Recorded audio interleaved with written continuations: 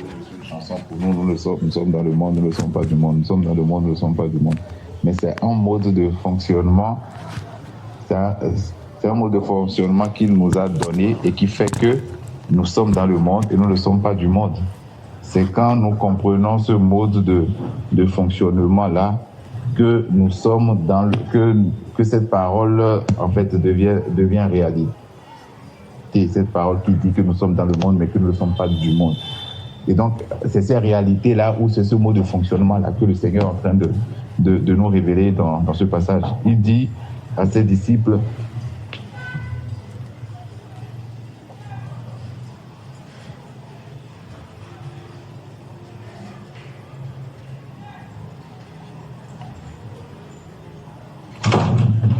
donc, c'est ce mode de fonctionnement-là qu'il nous décrit ici.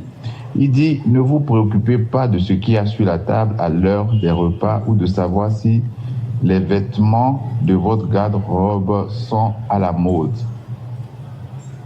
Et c'est la suite qui met l'accent, qui met l'emphase sur qui met l'emphase sur nous, notre mode de fonctionnement, le mode de fonctionnement du royaume que nous représentons, le mode de fonctionnement du royaume dont nous sommes issus, le mode de fonctionnement de celui dont nous sommes les fils. Il y a bien plus dans votre vie intérieure que la nourriture que vous mettez dans votre estomac, plus dans votre apparence extérieure que les vêtements que vous accrochez à votre corps. Le Seigneur ne nous dit pas simplement de ne pas regarder aux choses extérieures. Le Seigneur ne nous dit pas simplement d'ignorer les situations autour de nous. Il ne nous dit pas simplement, c'est pas, comme je le disais dimanche passé, c'est pas du développement personnel. C'est le développement personnel qui dit, tu es fort, tu es ci, tu es ça, ne regarde pas aux situations, c'est pas ça. Mais lui, il nous révèle en fait quelque chose qui, en fait, non seulement il détourne notre regard sur les choses extérieures, mais il met notre regard sur quelque chose qui va au-delà des choses extérieures. Qui va au-delà, il pose notre regard sur quelque chose qui a plus de la valeur que ces choses extérieures qui peuvent nous préoccuper, qui peuvent focaliser notre attention. Il est en train de nous dire, ces choses extérieures-là, c'est comme des mirages. Mais vous qui êtes, mes enfants, venez, je vais vous révéler quelque chose. Vous regardez c'est un peu comme un voisin qui a une voiture chère, qui a une Rolls-Royce. Pour ceux qui aiment les voitures, ou un voisin, pour les femmes qui aiment les pailles, un voisin qui a une voisine qui a Vlisco, Was, je ne sais pas comment vous appelez, en tout cas, qui a un bazin riche, ou paille Vlisco dans certains montants. Et toi, sa voisine, ou toi, le voisin qui voit la Rolls-Royce, tu regardes ça, tu contemples ça. Et le Seigneur te dit, mais viens, ouvre ton amour. Toi, tu as en toi, en fait, pas seulement un pain de plus grand, mais tu as dans ton armoire là quelque chose qui vaut plus que ce pain-là, qui te permet d'acquérir plus ce pain-là, qui te permet d'acquérir au-delà de ce pain-là.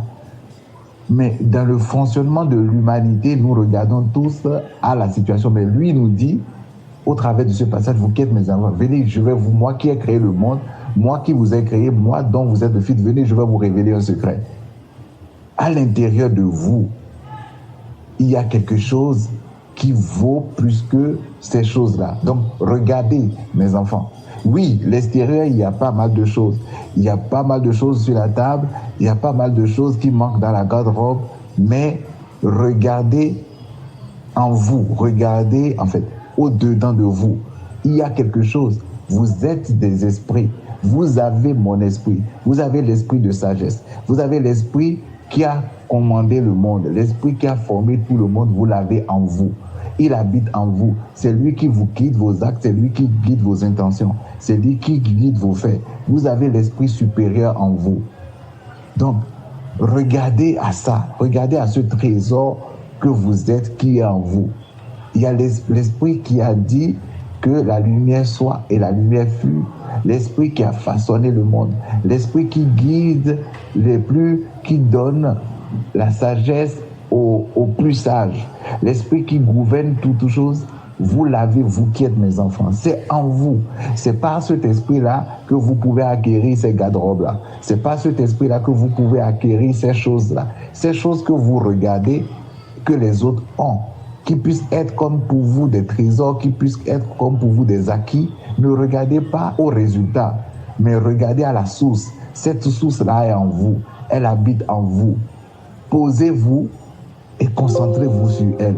Elle est là pour vous accompagner sur ces sentiers-là. Elle est là pour vous donner des résultats bien plus grands. Donc ici, le Seigneur ne nous dit pas de faire un effort de dire « je ne regarde pas au monde, je ne regarde pas aux choses extérieures, je ne regarde pas ». Non, mais il nous révèle que au-dedans de nous, il y a bien plus dans notre vie intérieure. Notre vie intérieure, c'est la vie que Dieu nous a donnée. C'est la vie que Christ est venu nous donner. C'est la vie pour laquelle il nous a amenés à croire. En fait, le Seigneur nous a amenés à croire en lui pour un but. Il a fait de nous, ses enfants, pour un but.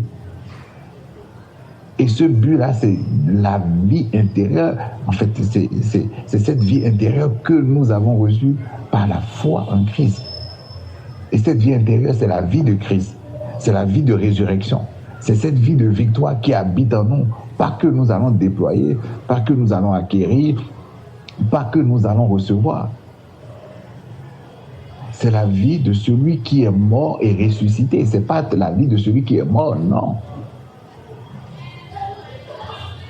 C'est la vie de celui qui est mort et ressuscité. C'est la vie de celui qui a triomphé sur le monde. C'est la vie de celui qui a triomphé sur la mort. C'est cette vie-là qui habite en nous et qui nous permet de nous réunir aujourd'hui et de parler de lui. N'oubliez pas, la parole dit que personne ne peut dire que Jésus-Christ est Seigneur si ce n'est l'Esprit de Dieu. Personne. Et si nous avons cette conviction-là, que Jésus-Christ est Seigneur, si nous avons cette conviction-là que le Dieu qui a créé toutes choses a habité sur cette terre, a marché, est allé à la croix, a été enseveli, est ressuscité, c'est que nous avons un esprit qui habite en nous, frères et sœurs. C'est que nous avons un esprit qui domine notre existence.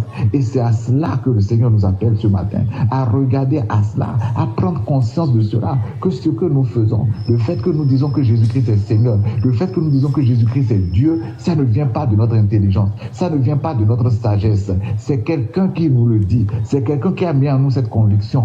Et c'est à celui-là que nous regardons. Celui-là, ce n'est pas celui qui est allé au tombeau. Celui-là, c'est bien plus que celui qui est allé au tombeau. C'est celui qui est ressuscité. C'est celui qui est assis à la droite de Dieu le Père. C'est celui qui a démontré aux esprits qu'il est le roi, qu'il est le Seigneur, qu'il est le maître de toutes choses. C'est cet esprit-là qui te fait dire que Jésus-Christ est Seigneur. C'est cet esprit-là qui t'amène à te connecter. C'est cet esprit qui, devant une situation, amène à crier premièrement le nom de Jésus-Christ.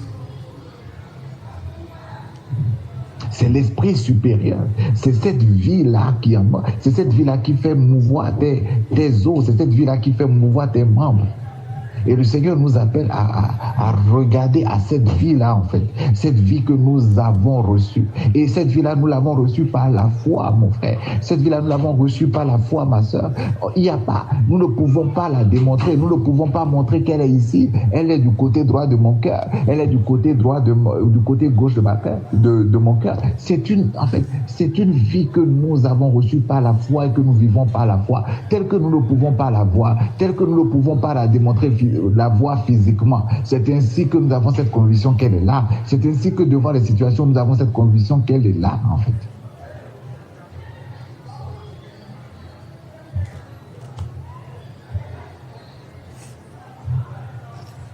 Et donc, c'est vers ça. Le Seigneur nous dit chaque fois, n'appelez pas conspiration ce que moi je n'appelle pas conspiration. N'appelez pas complot ce que moi je n'appelle pas complot. Et c'est ce qu'il nous dit depuis toujours, depuis qu'il nous a accordé la grâce de le connaître. Nous ne fonctionnons pas sur le bien et le mal, parce que nous, notre langage, c'est utiliser du langage spirituel pour les choses spirituelles. Et Paul le dit, j'ai utilisé un langage spirituel pour les choses spirituelles. Ici, nous parlons de choses spirituelles. Quand nous allons nous retrouver dans le boulot, quand nous allons nous retrouver dans nos lieux de travail, nous allons parler le langage de la chair. Nous allons parler le langage des hommes. C'est le langage des hommes qui dit disposition, qui dit loi, qui dit ne faut pas faire. Mais nous sommes ici dans un langage spirituel. Et dans le langage spirituel, notre Père dit n'appelez pas complot ce que j'appelle pas complot. N'appelez pas mal ce que moi j'appelle pas mal. Quand nous disons que nous ne fonctionnons pas selon le bien et le mal, nous ne disons pas nous allons prendre une arme et aller tuer les gens et dire c'est bien. Non. C'est-à-dire, dans ce langage-là, nous avons juste l'humilité de dire que notre Père a un langage qui est au-dessus de celui des hommes. Notre Père a un langage qui n'est pas le langage des hommes.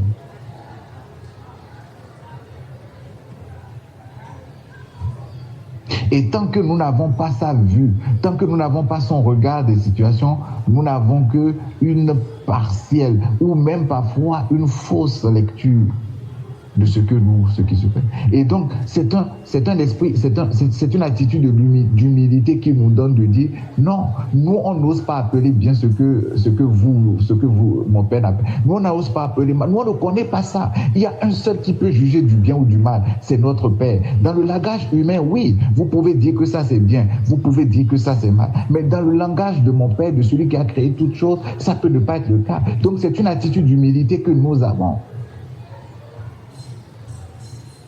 De dire, nous ne prétendons pas connaître tout. Nous ne prétendons pas tout connaître pour juger de ce que le frère a fait ici, c'est pas bon. Ce que le frère a fait ici, c'est bon. Non, non, Père, nous avons cette humilité-là. Nous, on ne prétend pas. Seigneur, c'est toi seul qui connais. Tu connais les cœurs. C'est toi seul qui juge les cœurs. Comme on le dit, comme ta parole dit, les hommes jugent à l'apparence, mais toi, tu juges au cœur. C'est pour cela, Père, dans l'humilité que tu me donnes, dans la grâce que tu me donnes, selon les hommes, ce qu'il a fait, c'est mauvais. Mais selon ton langage, toi seul c'est Père. C'est pour ça que je me réfère à toi. C'est toi le seul juge. C'est toi le seul et vrai juge. C'est pour ça que je me réfère à toi et je m'humilie sous ta main puissante pour dire, Père, je ne veux pas aller dans un jugement dans ce qu'il a fait. Je te rends grâce seulement et je te dis, Père, que ta volonté soit faite.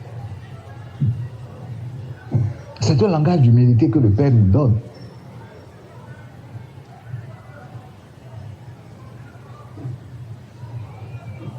C'est un langage d'humilité, de prendre de la hauteur, de savoir qu'il y a un monde qui est au-delà de ce que nous voyons. Il y a un monde qui est au-delà du monde physique.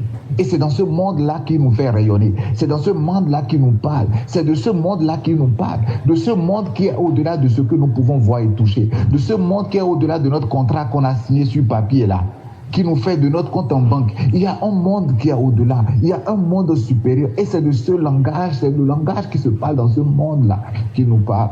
Chaque fois qu'il nous réunit. Ce qu'on peut appeler, si on veut, le monde de l'esprit. Et il dit, vous avez une vie en fait qui est vue. Vous êtes assis avec moi dans les lieux célestes. Vous avez une vie qui est au-delà de ce qui est à table. Ce que vous pouvez vous asseoir pour dire, qu'est-ce que je ne vais pas, qu'est-ce que je vais manger aujourd'hui? Je n'ai rien à manger. Il n'a jamais dit, bon, ces choses-là ne vont pas nous toucher. Il n'a jamais dit que ces choses-là ne vont pas nous préoccuper. Mais il est en train de dire, quand ces préoccupations viennent, quand tu te rends compte que tu n'as pas ce que tu vas manger, quand tu te rends compte que demain, qu'est-ce que je vais manger, qu'est-ce que je vais devenir? Je n'ai pas l'emploi, mais ça fait des moments qu'il n'y a pas la promesse stable. Ça fait des moments, mais Seigneur, tu sais qu'il y a une situation qui est là. Je dois nourrir ma famille, je dois nourrir un foyer, j'ai une famille qui m'attend, j'ai des gens qui me regardent, je dois pouvoir, mais il y a une réalité qui est là.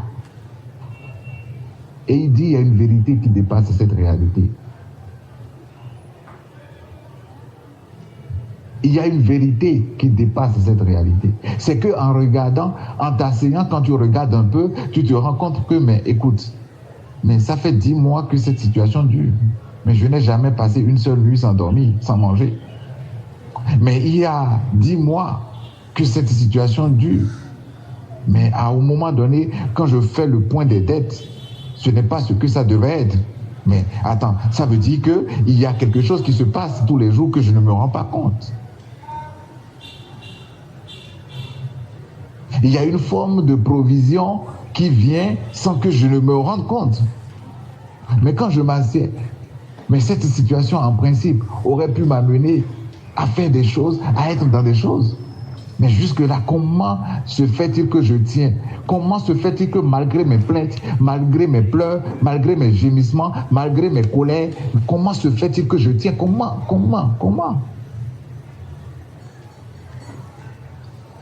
C'est la force de cette vie intérieure-là.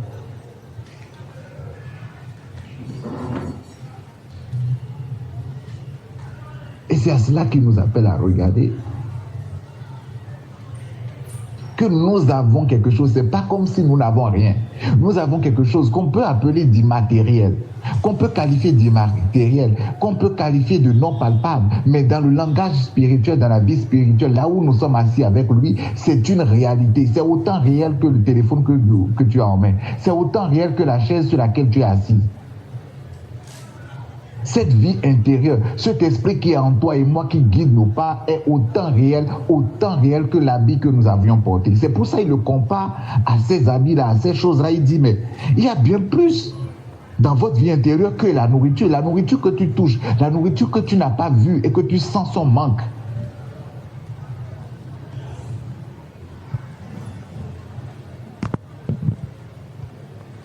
Personne n'a touché le souffle de vie. Mais on sait qu'on a le souffle de vie. Autant personne ne touche cette vie intérieure-là dans le monde physique, mais autant c'est une réalité en nous.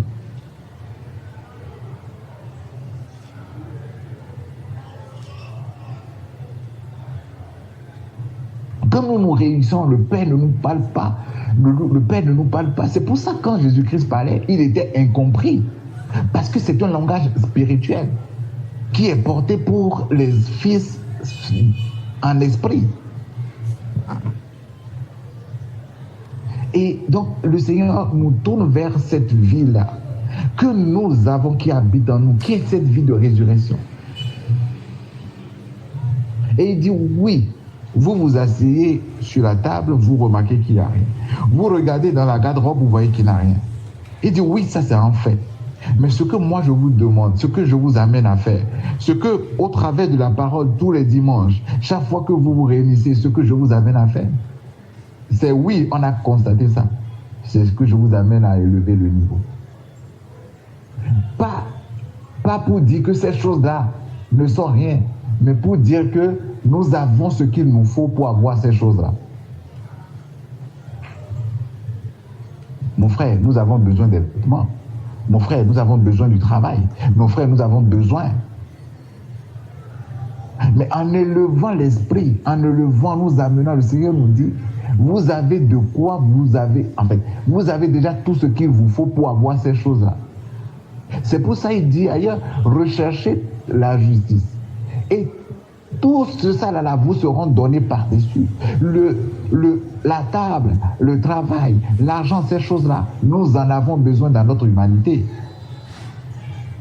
Mais c'est un bonus que pour nous, puisque nous avons quelque chose qui attire ces choses-là. Nous avons quelque chose qui nous donne la priorité, qui nous amène à avoir le dessus sur ces choses-là. C'est pour ça qu'il parle de ces choses-là vous seront données par-dessus. C'est un bonus.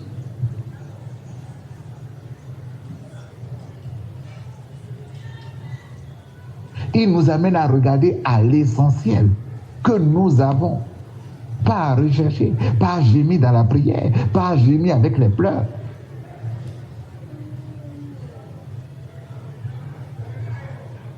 Il dit chaque fois que tu te sens troublé, il n'y a pas de problème.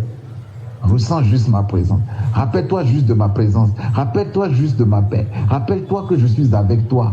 Chaque fois que tu es troublé, je n'ai pas de problème au fait que tu sois troublé. Je n'ai pas de problème au fait que tu sois rempli d'inquiétude. Mais dans ces moments-là, écoute cette parole qui te dit, je ne te délaisserai pas, je ne t'abandonnerai pas. Même quand tu traverses la vallée de l'ombre de la mort, ça veut dire que tu vas traverser la vallée de l'ombre. Mais dans cette situation-là, n'oublie pas une chose, la vie intérieure, ma présence en toi, ma présence avec toi.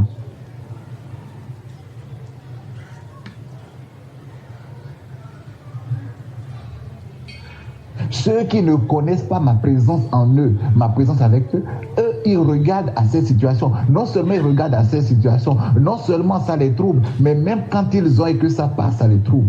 Parce que c'est en ça qu'ils ont mis leur confiance.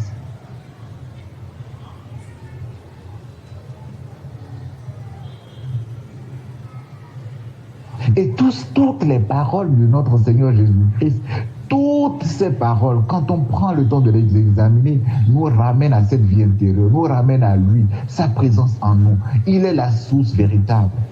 Toutes ces paroles. Je vous laisse ma paix, je vous donne ma paix. Sa paix en nous, c'est lui, c'est sa présence en nous.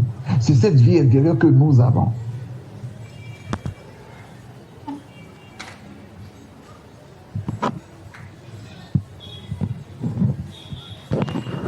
Il dit que c'est lui qui est c'est lui qui est le tronc d'arbre et nous ne sommes que des branches. Est-ce que la branche peut tenir sans le tronc d'arbre?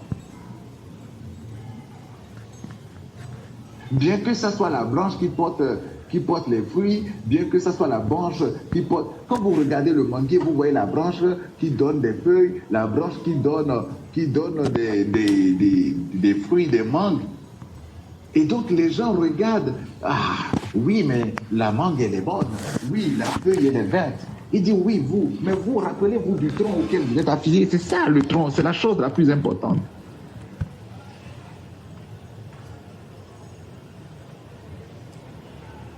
Sachez juste, celui qui dit ça, il porte une certaine responsabilité. La responsabilité de ce que, quand le manguier ne donne pas de mangue, on ne le regarde pas à la branche. On va commencer par questionner le tronc. On va commencer par regarder la racine. Ça veut dire qu'il y a un problème d'enracinement. On va élaguer les branchettes, mais on va regarder.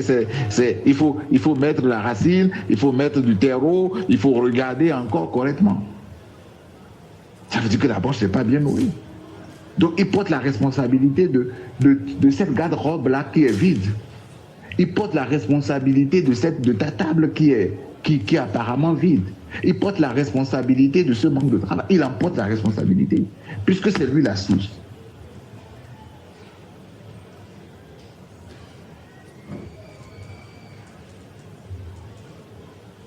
Et donc il dit, il y a bien plus dans votre vie intérieure que la nourriture que vous mettez dans votre estomac.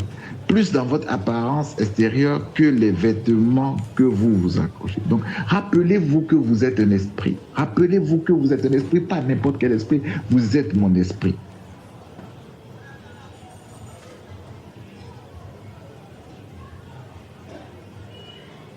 Oui, nous sommes des hommes, mais la pensée de l'esprit doit dominer la pensée de l'homme que nous sommes. Ce n'est que, vous allez voir que quand vous lisez les écrits de Paul dans Corinthiens, vous allez voir que c'est seulement dans cet esprit que Paul arrive à dire « je regarde toutes choses comme de la boue ». Dans notre humanité, ce serait toujours difficile pour nous de parler ce langage. C'est pour ça que Dieu n'a aucun problème. Si tu es accroché aux choses matérielles, quel problème Dieu a avec ça? Aucun.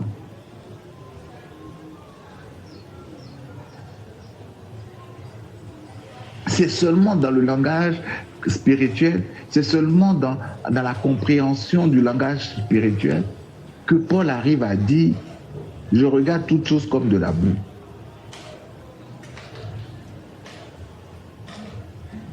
C'est seulement dans ce langage-là qu'il arrive à parler du contentement. Sinon, enseigne le contentement comme tu veux.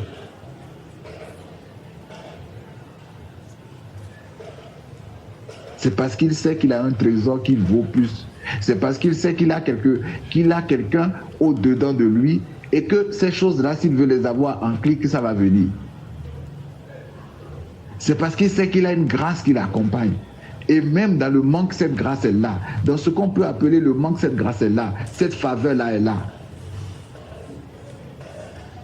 C'est parce qu'il sait qu'il ne peut pas être tenté au-delà de ses forces. Parce qu'il sait ça. Parce que l'Esprit de Dieu, par la parole qu'il nous donne, a bâti, a forgé cette conscience-là en lui.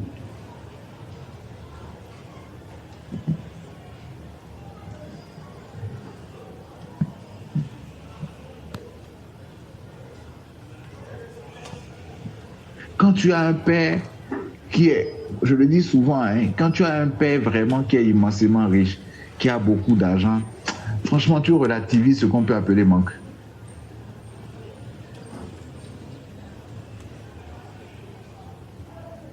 Quand tu te retrouves dans une situation où c'est même 10 millions et tout ça là, quand tu regardes que bon, il suffit d'un coup de fil, il suffit juste d'un truc que tu peux régler ça, tu te dis bon, ok, allons-y quoi. C'est quand tu sais que tu regardes à gauche et à droite et tu n'as pas de source que tu dis le problème là peut m'amener loin. Pensez à toutes les situations par lesquelles vous passez. Pensez à toutes les situations. Quand vous savez dans une situation que vous avez 2 ou 3 pions sur lesquels vous pouvez vous appuyer, trouver, franchement, vous traversez, vous vivez cette situation relativement bien. Mais une situation dans laquelle vous vous voyez seul, une situation dans laquelle vous savez que, bon, là maintenant, il n'y a aucun joker, elle est difficile à vivre. Et donc, quand tu sais de toutes les façons qu'il n'y a pas cette situation qui dépasse celui qui est en toi, quand tu sais que celui qui est en toi, c'est lui qui est le maître des temps et des circonstances, c'est lui qui forge la situation, c'est lui qui pourvoit la solution.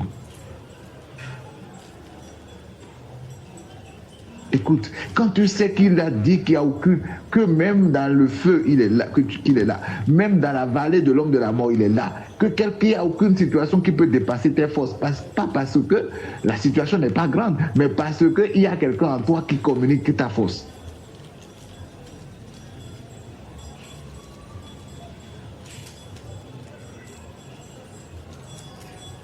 Quand tu as cette conscience de lui en toi, quand tu as cette conscience de sa vie en toi,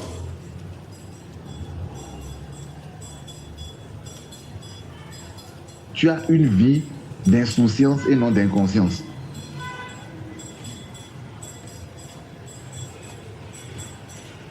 Tu as une vie d'insouciance et non d'inconscience. Il n'a jamais dit « soyez inconscient du travail ». Il dit, regardez les corbeaux libres et sans entrave, non attachés à une description de travail, insouciants. Il n'a pas dit inconscient. Insouciant et confié à Dieu. Il dit, regardez ces corbeaux-là, libres et sans entrave, non attachés à une description de travail, insouciants et confiés à Dieu. Pourquoi ils sont insouciants? Parce qu'ils sont confiés à Dieu. Ne cherche pas à être insouciant. Mais en fait, ce n'est pas de chercher à être insouciant. Ce n'est pas de dire, bon, ce problème-là, je ne m'en soucie pas. Tu ne peux pas y arriver. De tes propres forces, tu ne peux pas rendre un problème, tu ne peux pas arrêter de te soucier. Tu vas juste constater que tu ne te soucies pas parce qu'il y a une certaine conscience de la présence de Dieu avec toi. Tu vas juste constater que tu ne te soucies plus parce qu'il y a une certaine confiance en Dieu qui a été bâtie en toi. L'objectif, ce n'est pas de rechercher l'insouciance. L'objectif, ce n'est pas de rechercher à ignorer les difficultés. L'objectif de la parole, c'est de bâtir une confiance en Dieu en toi. Et cette confiance en Dieu produit une forme d'insouciance, produit une forme d'ignorance des difficultés, des problèmes. Donc Dieu ne t'apprend pas à ignorer tes problèmes. La parole de Dieu pour toi, ce n'est pas d'apprendre à ignorer, à ne pas te soucier de tes problèmes. Non. Ça, c'est le développement personnel. Le développement personnel va te dire d'oublier les problèmes, va te dire de laisser, va te dire de faire ci. Mais Dieu t'amène à te focaliser sur lui. Dieu tourne nos regards vers cette vie intérieure, vers lui, vers sa présence en nous. Et le résultat de ce regard qui est tourné en lui, de cette confiance-là qui est en lui, de cette assurance-là qu'il est en nous, de cette assurance-là que nous sommes dans le feu. Mais la conscience, notre regard ne sont pas posés sur le feu, mais nous sommes posés sur lui, fait que nous ne sentons pas le feu nous brûler. Nous avons donné l'exemple de nos 3 frères qui ont été jetés. Écoutez, parlons vrai, parlons vrai. Quand tu es jeté dans le feu, qui peut dire que lui est dans le feu et que le feu ne le brûle pas?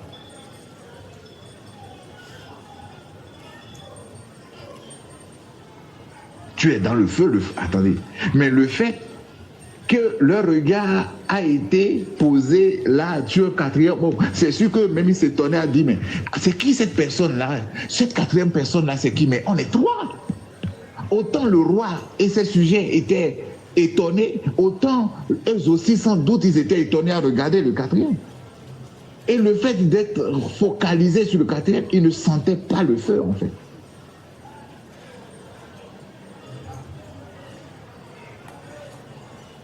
Les scientifiques vont commencer par te développer. Ils ont commencé par développer une forme de résilience.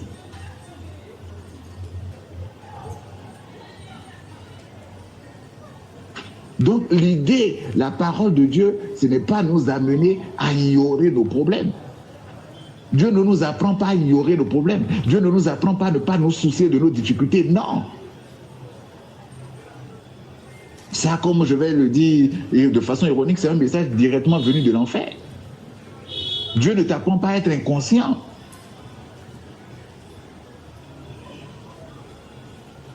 Mais la parole de Dieu pour toi et moi, c'est de te rappeler que tu n'es pas seul. C'est de te rappeler de ne pas regarder aux situations, mais de regarder à lui qui est le maître des temps et des circonstances. C'est de nous ramener à cette vie intérieure que nous avons, qui est au-delà de toutes choses, parce qu'il est le pourvoyeur de toutes choses, parce qu'il est celui qui a créé toutes choses, parce qu'il est celui qui domine sur toutes choses, parce qu'il est celui qui a préparé cette situation dans laquelle tu es. Cette situation que tu traverses n'est pas un hasard. C'est pas une situation qui est tombée de nulle part et pour laquelle maintenant les anges sont en train de travailler à te faire sortir.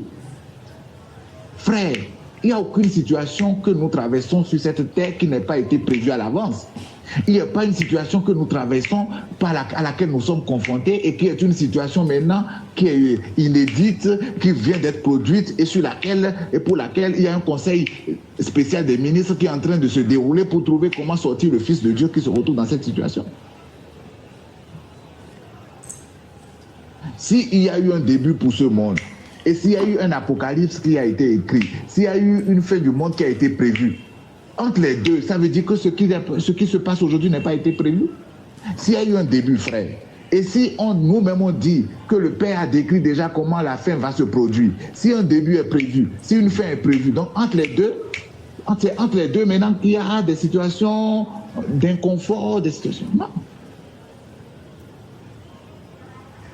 Donc, il nous amène à la conscience de ce que la situation dans laquelle tu es, dans laquelle nous sommes, que nous traversons, c'est une situation connue d'avance, pour laquelle le plan de sortie est prévu d'avance.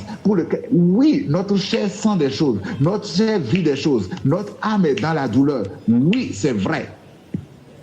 Parce que c'est normal. Mais dans ça, il dit, c'est moi qui ai préparé cette situation-là. Quels que soient tes gémissements, quelles que soient ces peurs, c'est autant prévu, autant marqué que tu vas t'en sortir. Gémis comme tu veux, pleure comme tu veux, soupire comme tu veux, mets-toi sous la pluie comme tu veux pour montrer que tu es le profond adorateur. C'est autant marqué que tu vas t'en sortir. Mais en ce temps, je suis en toi, je suis avec toi. C'est moi qui traverse ce feu-là avec toi. Je garde ta main. C'est pas toi qui gardes ma main parce que tu vas la lâcher.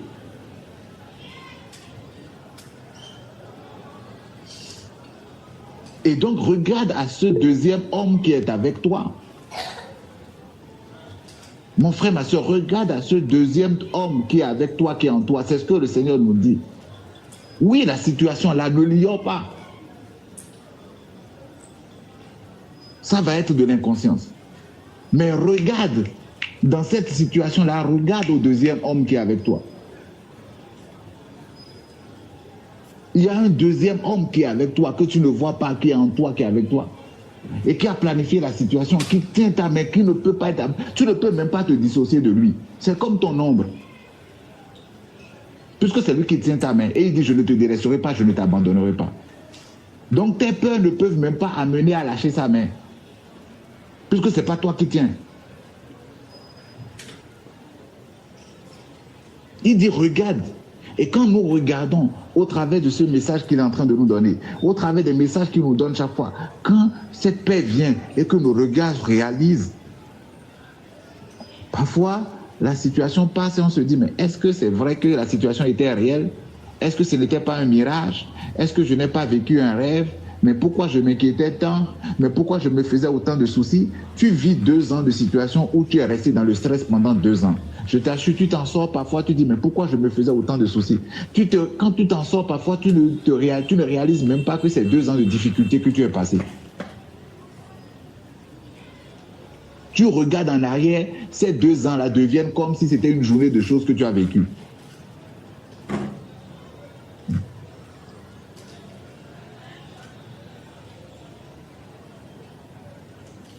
Et donc, Le Seigneur ne nous apprend pas, n'apprend pas à ses enfants. Il dit insouciants. Ils sont insouciants. Pourquoi ils sont insouciants? Parce qu'ils sont confiés à Dieu. Ils ne recherchent pas à être insouciants.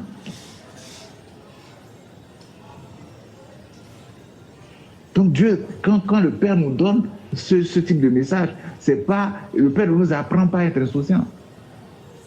Mais il nous apprend à nous rappeler de lui, à nous rappeler de sa présence, à nous rappeler de ce qu'il est. Comme je disais à un frère la dernière fois, le plus grand défi, et c'est là où le Seigneur a confié dans sa volonté, dans sa souveraineté, un message d'égarement à certains, ou un message... En fait, le défi aujourd'hui, ce que Dieu veut aujourd'hui, c'est pas que les hommes l'aiment. Le défi de l'évangile aujourd'hui, c'est pas que les hommes aiment Dieu, mais c'est que les hommes aient confiance en Dieu. C'est ça la crise aujourd'hui. Jésus-Christ n'est pas venu pour que les hommes aiment Dieu, non. Jésus-Christ est venu pour que les gens aient confiance en Dieu, pour que les gens soient conscients de l'amour de Dieu pour eux. Qu'est-ce que Dieu a à foutre de ton amour?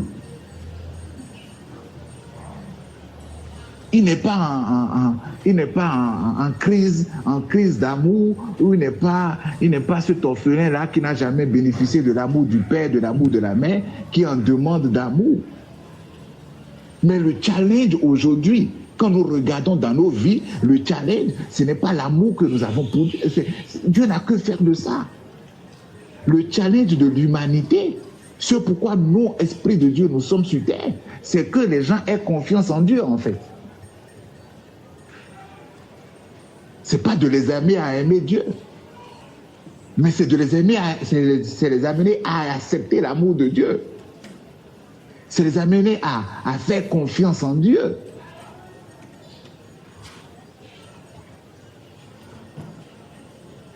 Dieu n'a pas soif d'amour des hommes qu'il a créés pour te mettre des objectifs d'amour qu'il faut atteindre. Mais notre challenge aujourd'hui, c'est le challenge des hommes en général, de l'humanité en général.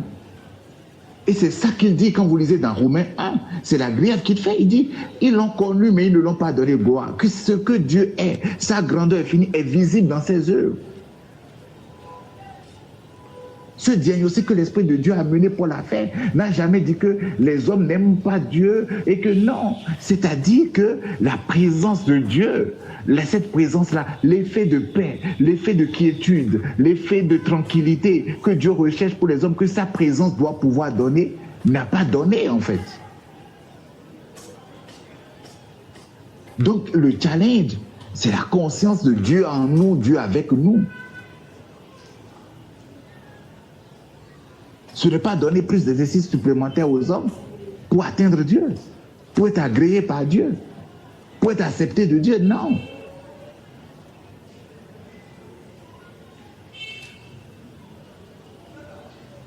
Mais c'est de rappeler à notre humanité cette vie spirituelle, cette vie qui est en nous, c'est de rappeler à notre âme cette vie spirituelle qui est en nous, à rappeler à notre corps cette vie spirituelle que nous avons.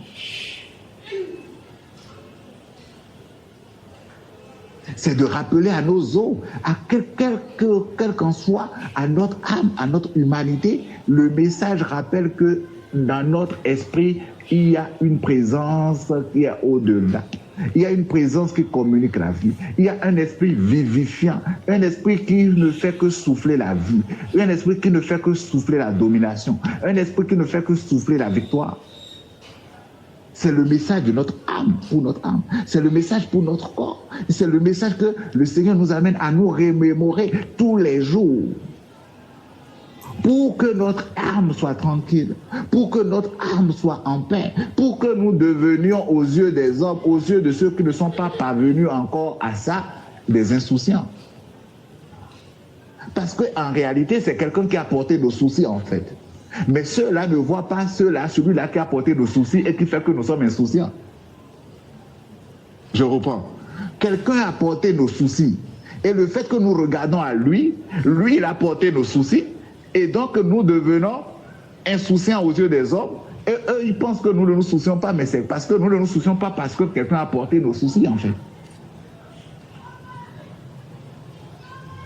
Donc, n'ayons pas peur d'être vus par les autres comme des insouciants. Mais nous, nous savons au-dedans de nous qu'il y a quelqu'un à notre côté. Il y a un deuxième homme qui porte nos soucis.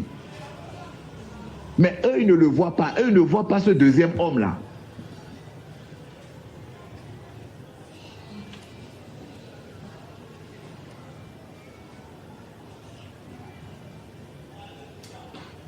Eux, ils ne voient pas ce deuxième homme-là qui porte nos soucis. Donc pour eux, c'est légitime, nous sommes des insouciants, on accepte. C'est le résultat des fils de Dieu qui sont rentrés dans le repos. C'est la marque de fabrique des fils de Dieu qui ont confiance en leur Père. Ils ne sont pas inconscients, mais ils sont insouciants. Ouais, tu ne les vois pas, parce qu'il y a quelqu'un, eux ils voient quelqu'un qui porte le fardeau, qui a porté le fardeau et qui porte le fardeau. Et vous, vous voyez, ben écoute, comment? Mais quelqu'un porte le fardeau. Et donc, nous ne nous défendons pas quand on nous traite comme ça parce que nous voyons quelqu'un. Nous voyons quelqu'un qu'eux ne voient pas.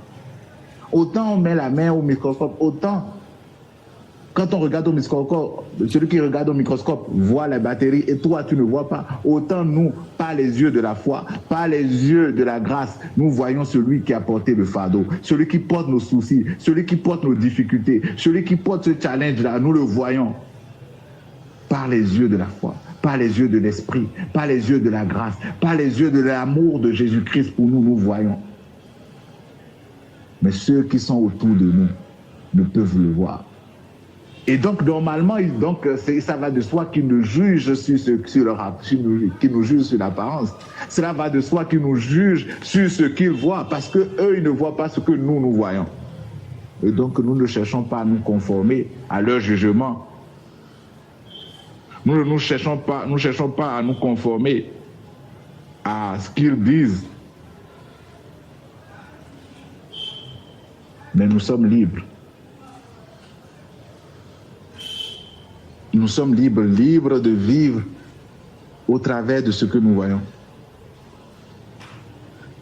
Libres de vivre cette vie, en fait, libres de vivre cette vie de grâce, cette vie de liberté, cette vie de repos, auquel on nous a appelés gratuitement.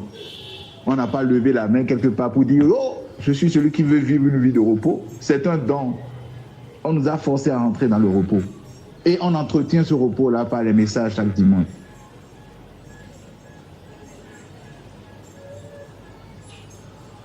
Oui, il y a des tumultes. Oui, il y a des cœurs qui sont parfois remplis d'inquiétude. Mais ce repos-là est entretenu. Ça ne fait pas que tu n'es pas dans le repos. Ce repos a été entretenu, aiguisé, chaque dimanche, par sa parole. Parfois, on se mène à travers des entretiens avec des frères, à travers des situations où ils te rappellent des choses, juste pour entretenir ce repos-là. Parce que c'est dans ce repos-là qu'il vit. Parce que lui, il est dans le repos. Lui, il fonctionne dans le repos. Il fonctionne dans le calme. N'oubliez pas, c'est dans le calme et dans la tranquillité.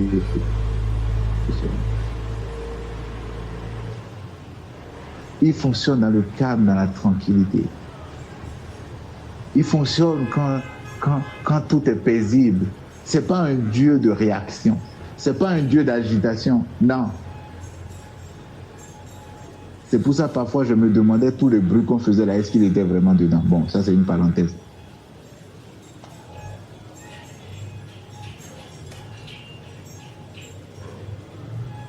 Rappelez-vous, je crois que c'est à Élie, non? Qu'il voulait se présenter. Il y avait le vent, il y avait le torrent. On dit il n'était pas dedans. Mais dans un vent calme, doux et léger. Dans un vent calme, doux et léger. Dans la tranquillité, dans la paix. Dans le repos. Toujours le repos. Qui n'est pas le fruit de ton travail, mais qui est le fruit de son travail. qui n'est pas un objectif, un résultat que tu vas atteindre, que tu cherches à atteindre, mais dans lequel il te met au travers de la confiance qu'il bâtit, la confiance en lui qu'il bâtit en toi, au travers de cette conscience, de cette vie intérieure-là en toi, qu'il éveille chaque jour, qu'il éveille chaque fois. Il aiguise ce repos-là, il aiguise cette tranquillité-là. Et dans cette tranquillité-là, il agit. Dans cette tranquillité-là, il met en œuvre son plan. Dans cette tranquillité-là, il met en œuvre son plan bienveillant, dont toi et moi, nous sommes bénéficiaires. C'est son plan à lui et pour lui. Et nous sommes juste des bénéficiaires de ce plan. Mon frère, Dieu n'a pas de plan pour toi et moi. Il a de plans pour lui-même. Nous jouissons juste de ces plans-là. Et par extrapolation, on peut dire ces plans pour nous. Dieu n'a pas de plan, il a son plan. Et nous jouissons juste de ces plans-là. C'est tout. C'est ses plans à lui. Mais est-ce que dans Jean, on a dit que tout a été fait pour toi, pour moi, par toi, pour moi, et par toi, pour toi, et pour... oui, il dit tout a été fait par lui, en lui et pour lui. Est-ce qu'on a dit que tout a été fait par toi, en toi, et par toi, en toi et pour toi? Non. Tout ce qui a été créé par lui, en lui et pour lui. Nous sommes juste des bénéficiaires. C'est comment on parle le français? Nous sommes bénéficiaires des dégâts collatéraux, quoi. Nous avons, tu vois, c'est son plan à lui. Et pour lui. Il le fait pour son bon plaisir.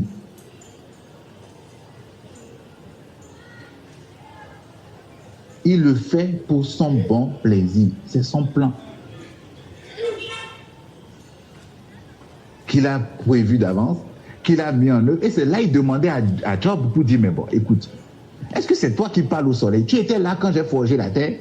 Tu veux t'arroger maintenant une certaine dit, pourquoi moi? Pourquoi si? Écoute, mon petit, viens. Est-ce que tu étais là quand j'ai forgé la terre, quand j'ai formé les eaux? Tu étais où? Tu m'as donné de conseils? Je veux parler comme la sœur Joséphine. Tu m'as parlé. Et que? Tu étais où? Et tu veux parler, tu veux te complaindre maintenant. Shut up.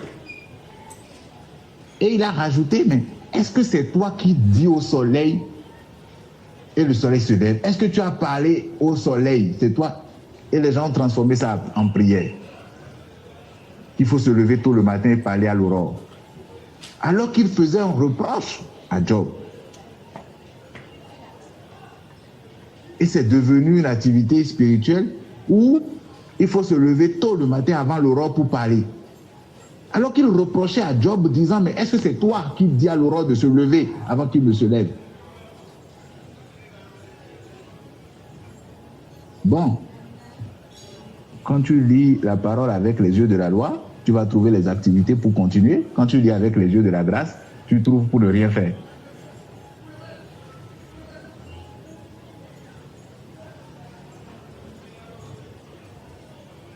Et donc, le Seigneur nous dit, est-ce que cette vie-là, est-ce que nos yeux sont tournés vers cette vie-là que nous avons au-dedans de nous? Ou nous sommes tournés sur la table? Et je suis sur le premier depuis. Il dit à la suite, et vous comptez bien plus. Est-ce que quelqu'un, en s'agitant, je commence le verset 25. Est-ce que quelqu'un, en s'agitant devant le miroir, a déjà grandi d'1 centimètre? Si l'agitation ne peut même pas faire cela, allô? Il y a un souci, vous m'entendez?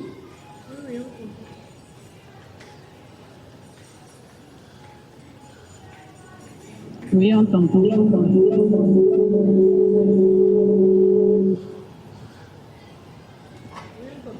Papa, juste péché.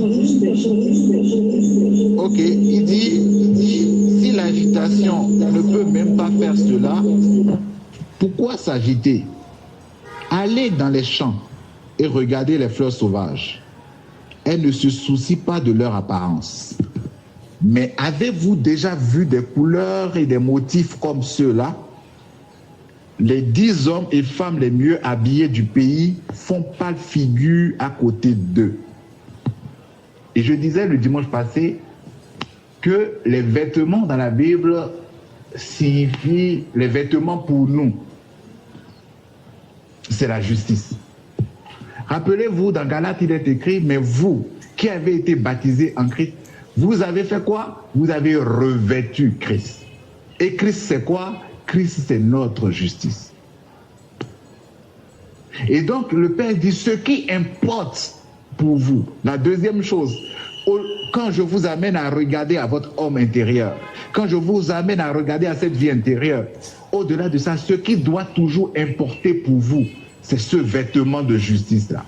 C'est ce vêtement-là que je vous ai fait porter, qui est beau à mes yeux, qui est le vêtement le plus agréable qui soit.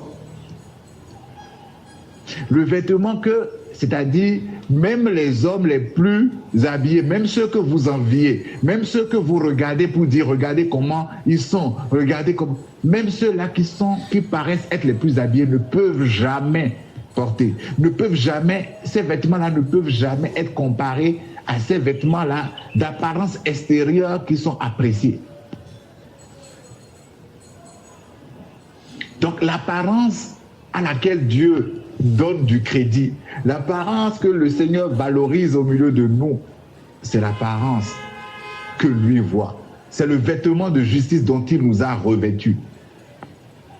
Il dit, allez vers les champs et regardez les fleurs sauvages. Elles ne se soucient pas de leur apparence.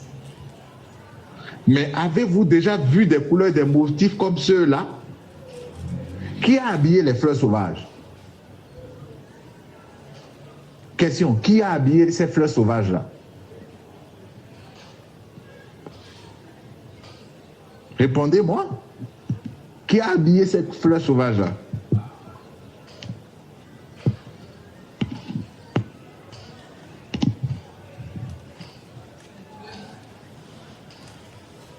C'est Dieu qui les a habillés. Très bien. C'est Dieu qui les a habillés. C'est Dieu qui les a habillés. Ils n'ont pas travaillé pour leurs vêtements. Ils n'ont pas travaillé pour leur habillement. Mais ces 10 hommes et femmes, eux, ils ont travaillé pour leur habillement. Il dit les 10 hommes et femmes les mieux habillés du pays. Ces 10 hommes et femmes, ils ont travaillé pour leurs vêtements, pour être mieux habillés, pour être mieux appréciés. Ils se sont battus pour cette réputation. Ils se sont battus pour cette apparence. Ils se sont battus pour ça. Mais il dit, à côté de ça, ceux que moi j'ai habillés, ceux qui ont travaillé pour leur habillement, ceux qui ne se soucient pas de leur apparence, ceux qui ne se soucient pas de leur réputation, mais qui comptent sur moi la réputation que je leur ai donnée, qui comptent sur le crédit que je leur ai donné, qui comptent sur l'approbation que je leur ai donnée. Quand tu prends ceux qui travaillent pour leur réputation, quand tu prends pour ceux qui travaillent pour leur acceptation des hommes, ceux qui travaillent pour leur apparence, pour leur gloire, pour leur justification, quand vous prenez les deux, il n'y a pas match. Il n'y a pas match. Regardez à ce vêtement de justice qui est tout suffisant. Parce que l'autre chose, c'est le qu'en dira-t-on. Qu'est-ce qu'on dira de moi aujourd'hui? Qu'est-ce qu'on dira de moi demain? Qu'est-ce qu'on dira? On ne dira pas que. On ne dira pas que. Et ces hommes-là ont soigné leur apparence. Ces hommes-là ont cherché, ces 10 hommes et femmes, ont cherché à soigner leur apparence pour être appréciés. Et il dit, vous, ces fleurs sauvages-là, qui ne se soucient pas de leur apparence, qui ne se soucient pas du qu'en dira-t-on, moi, je les ai vêtus. Moi, je me suis soucié de leur apparence. Moi, je leur ai donné une apparence. Je leur ai donné un vêtement. Et vous, Quand vous comparez à ces 10 hommes et femmes qui se sont souciés, qui ont soigné leur apparence, et moi qui ai pris soin de leur apparence, d'apparence de ces fleurs, il y a pas mal. Vous, je vous ai revêtu. Je vous ai revêtu d'un vêtement de justice qui est tout suffisant, qui pour vous paraît abstrait, qui pour vous paraît quelque chose de pas monnayable. Mais c'est ce vêtement de justice-là, quand tu foules les pieds quelque part, tu ne sais pas quel type de faveur ça produit. Quand tu foules les pieds quelque part, il dit, vous êtes la bonne odeur. La bonne odeur de la connaissance de Christ. Parce que vous avez porté Christ. Et pour ça, vous êtes sa bonne odeur. Et sa bonne odeur, c'est l'odeur qui attire les faveurs. Donc, se soucier de ce vêtement-là, regarder à ce vêtement-là, s'en tenir compte qu'à ce vêtement-là, c'est que partout où tu passes, c'est ce vêtement-là qui parle. Ce vêtement-là que tu ne vois pas. Et puisque ce n'est pas toi qui les as acquis, tu ne peux pas les entretenir. Donc c'est quelqu'un c'est celui qui te l'a donné. C'est celui qui les a confectionnés. C'est lui seul qui sait comment il faut les entretenir. Il faut l'entretenir. Donc c'est lui qui l'entretient. Donc toi, tu n'as aucun souci à te faire. On nous a fait porter un vêtement et c'est celui qui a fait porter le vêtement qui s'en charge. Nous, on bénéficie juste du vêtement, on est au chaud, et on bénéficie de la bonne odeur qui est portée dans ce vêtement de parfum de bonne odeur. Partout où on est, dès qu'on est là, ce vêtement dit, oh, les gens sentent une odeur et disent, bon, ok, il faut que je serve le roi des rois. Je sens la présence de quelqu'un ici. Je sens la présence de quelqu'un ici. Toi, tu ne sais pas pourquoi, mais des portes s'ouvrent miraculeusement. Tu ne sais pas, les gens viennent. Tu ne sais pas comment ça se passe. Tu ne sais pas. Mais c'est ce vêtement-là, en fait, avec le parfum qu'il porte, qui dissipe, qui attire. Alors que tes compères sont en train de se battre à avoir des positionnements, à ce que les gens, il faut que mon patron m'apprécie, il faut que mon patron, toi tu regardes, tu dis Seigneur, je te rends grâce de ce que tu es ma justice, de ce que tu m'as porté ton vêtement de justice, de ce que je suis ta bonne odeur. C'est la seule chose qui m'importe, c'est que toi tu me valides, c'est que toi tu m'apprécies. Et celui qui a ton appréciation ne peut pas manquer de l'appréciation des hommes. Nous on commence par la fin. Les gens, ils cherchent d'abord l'appréciation des hommes. Mais nous, c'est ton appréciation que nous avons déjà reçue. Et maintenant, parce que nous avons ton appréciation, parce que nous avons l'appréciation du patron maintenant, nous pouvons descendre vers les subalternes et dire maintenant, le patron nous a agréés. Il n'y a pas de raison que vous ne nous agréez pas. Il n'y a pas de raison que vous ne nous disiez pas oui. C'est pas possible. Nous, on a déjà l'agrément du boss des boss. Le Seigneur a dit, qui es-tu pour dire non? Le Seigneur a dit, il est juste, il est parfait, il est beau, il est intelligent, il est capable, il est doté de capacités. Qui es-tu pour dire le contraire, toi, homme? Je suis là maintenant, du vêtement de justice. Donc nous regardons à ce que le Seigneur a dit de nous. Nous nous contentons de ce que le Seigneur a dit de nous. Nous apprécions ce vêtement de justice. C'est ce vêtement de justice c'est de ça que nous nous délectons. Donc quand les hommes qui n'ont encore rien vu se mettent à critiquer, se mettent à dire des choses, nous regardons à ce vêtement, nous disons Seigneur, de toutes les façons, j'ai ce vêtement. Je suis apprécié du Père. Comme Paul pouvait dire, ah non, Paul, c'est quand même quelque chose. Il dit, mais est-ce que je recherche, quand j'étais venu vers vous, est-ce que je recherche votre approbation? La seule approbation qui m'importe, c'est l'approbation de Dieu. Et nous ne recherchons même pas l'approbation de Dieu parce que nous l'avons déjà dit. C'est pas une approbation que nous recherchons. Nous ne prions pas pour être approuvés par Dieu. Nous ne prions pas pour être acceptés de Dieu. Nous avons été acceptés de Dieu. Par lui, c'est parce que nous avons été acceptés de lui que nous sommes ses enfants. Donc c'est une conséquence en fait du fait que nous sommes ses enfants. Et donc c'est ce vêtement qui nous a portés. Et c'est ce vêtement-là, cette apparence spirituelle qui est celle qui compte pour nous.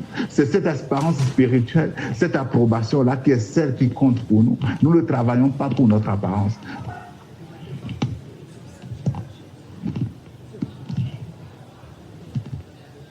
Et celui qui nous a fait porter ce vêtement, c'est lui qui prend soin de ça. C'est lui qui entretient ça. Comment il le fait? Il est le seul. Il pourra nous le montrer le jour où on sera avec lui. Mais nous savons quelque chose, c'est que nous portons un vêtement. Nous ne sommes pas nus. Nous portons un vêtement. Nous avons une apparence de gloire.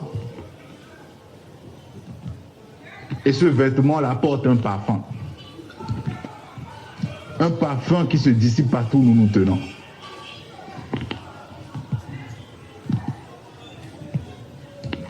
Un parfum qui attire et qui repousse. Il dit, nous sommes la bonne odeur. La bonne odeur pour ceux qui vivent et odeur de mort pour ceux qui périssent. Nous avons un parfum qui attire et un parfum aussi qui repousse. C'est attractif et c'est repulsif. Le parfum, quand ça vient, tout ce qui est là, qui sait que, il dit, fraîchisse, dit, le babariba est là. On sent le babariba. On sent le babariba. Alors que dans l'humanité, c'est Joséphine qui est là. Alors que dans l'humanité, c'est Jemima qui est là. Alors que dans l'humanité, c'est Hippolyte qui est là. C'est Yannick qui est là dans l'humanité. Mais le vêtement dit, Christ est là. Le vêtement du roi des rois. Le vêtement de triomphe. Le parfum, là, on l'a senti il y a 2000 ans. On a senti ce parfum à la résurrection. Ah, on a senti ce parfum. Allez, courons et servons-le. Les portes s'ouvrent. Les arbres fleurissent à cause de ce parfum. Et ceux qui sont en prison, les démons tremblent, même en prison. Ils disent, qu'est-ce qu'il a? Il nous a tumulté, il nous a créé des problèmes avant le temps, au moment du temps et même après le temps. C'est ça. Et il dit, si Dieu accorde une telle attention aux fleurs sauvages, dont la plupart n'ont jamais été vues, ne pensez-vous pas qu'il s'occupera de vous, qu'il sera fier de vous et qu'il fera de son mieux pour vous?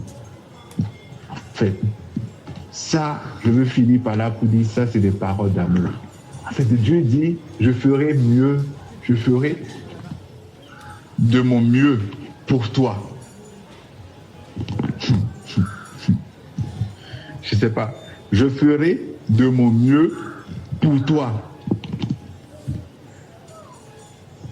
Il dit, je ferai de mon mieux pour toi.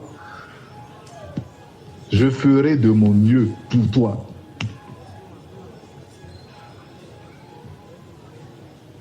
C'est pas PJ qui parle. C'est pas Talon qui parle. C'est pas Bia qui parle. Pour que demain, il n'existe plus et que un remplaçant dise non, il n'a jamais dit ça.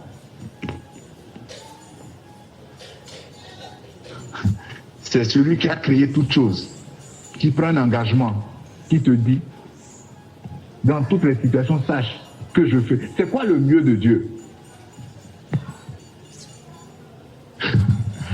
C'est quoi le mieux de Dieu? Réfléchis sur ça. Dieu qui te dit, je ferai de mon mieux pour toi. Bon, c'est quoi le mieux des hommes? C'est quoi le mieux de l'homme le plus fort du monde ou l'homme le plus riche du monde? Maintenant, c'est quoi le mieux de Dieu? Qu'est-ce qu'il peut faire d'abord, en temps normal, en tant que Dieu? Maintenant, il dit, je ne ferai pas que ce que je peux faire en temps normal. Je ferai de mon mieux. Je ferai encore plus que ce que je peux faire en temps normal. Pour toi. Médite sur ça. Shalom. Question, apport, réaction. Vous avez la parole. Je laisse juste Yannick faire le tour, que ce soit en présentiel, Kani.